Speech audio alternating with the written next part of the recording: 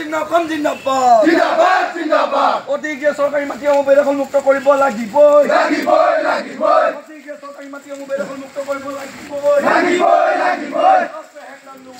ললে হেঙ্গা ৰক্ষা নাই অসে হেঙ্গা নুৱানা ললে হেঙ্গা ৰক্ষা নাই অনেক কবিৰে হুঁচিয়াৰ আমি বিগত বহু বছৰৰ পৰাই দেখি আহিছোঁ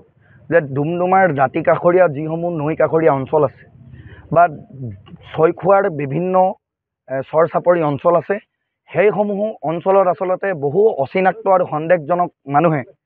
আহি কোনো ধৰণৰ নথি পত্ৰ নথকাকৈ চৰকাৰী মাটিসমূহ বেদখল কৰি বিভিন্ন ধৰণৰ অনৈতিক কাৰ্যকলাপসমূহ তাৰ পৰা চলাই অহা আমি দেখিবলৈ পাইছোঁ আৰু সেইসকলৰ বেদখল কৰাৰ পিছতেই ডুমডুমাৰ দাঁতি কাষৰীয়া অঞ্চলসমূহত বিভিন্ন ড্ৰাগছেই হওক বিভিন্ন অনৈতিক কাৰ্যকলাপসমূহ তাৰ পৰা বৃদ্ধি পোৱা আমি দেখিবলৈ পাইছোঁ তাৰ স্বাৰ্থত মাননীয় মুখ্যমন্ত্ৰী মহোদয়ে যেনেধৰণে অসমৰ বিভিন্ন প্ৰান্তত যিসমূহ চৰকাৰী ভূমি সন্দেহযুক্ত নাগৰিকসকলে যেনেধৰণে আচলতে বেদখল কৰি বিভিন্ন ধৰণৰ অনৈতিক কাৰ্যকলাপ তাৰ পৰা চলাইছে তাৰ স্বাৰ্থত যেনেধৰণে উচ্ছেদ অভিযান চলাইছে সেই ক্ষেত্ৰত চৰকাৰক আমি সহযোগিতা আগবঢ়াই পূৰ্ণ সহযোগিতা আগবঢ়াই আজি আমি বীৰ লাচিত থানা অসম তিনিচুকীয়া জিলা সমিতিৰ উদ্যোগত আৰু আমি বীৰ লাচিত থানা অসম ডুমডুমা তালাপ আৰু ছয়খোৱা আঞ্চলিক সমিতিৰ সহযোগত এখন আমি সমজিলা আয়ুক্তৰ কাৰ্যালয়ত আমি প্ৰতিবাদী কাৰ্যসূচী লৈছিলোঁ আৰু এই কাৰ্যসূচীৰ জৰিয়তে আমি 7 দিন ডেডলাইন বা সময়সীমা আমি বান্ধি দিছোঁ 7 দিনৰ ভিতৰত যদি ডুমডুমাৰ অঞ্চলৰ শংকৰদেৱ নগৰত যিসমূহ মাটি চৰকাৰী ভূমি সন্দেহযুক্ত নাগৰিকে বেদখল কৰি ৰাখিছে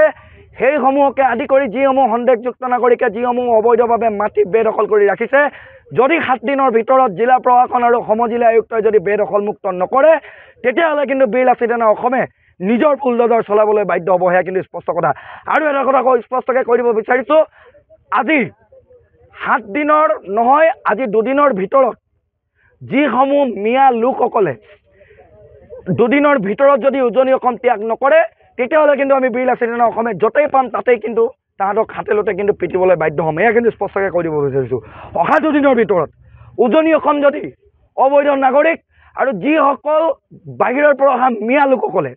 2 দিনৰ ভিতৰত যদি উজনি অসম ত্যাগ নকৰে তেতিয়াহ'লে কিন্তু আমি নিজাববীয়া ব্যৱস্থা গ্ৰহণ কৰিবলৈ বাধ্য হ'ম এয়া কিন্তু আপোনালোকৰ সংবাদ মাধ্যমৰ জৰিয়তে স্পষ্টকৈ কৈ দিব বিচাৰিছোঁ ধন্যবাদ যিকোনো খবৰৰ বাবে যোগাযোগ কৰক 7099017330 লগতে 7099017110 নম্বৰত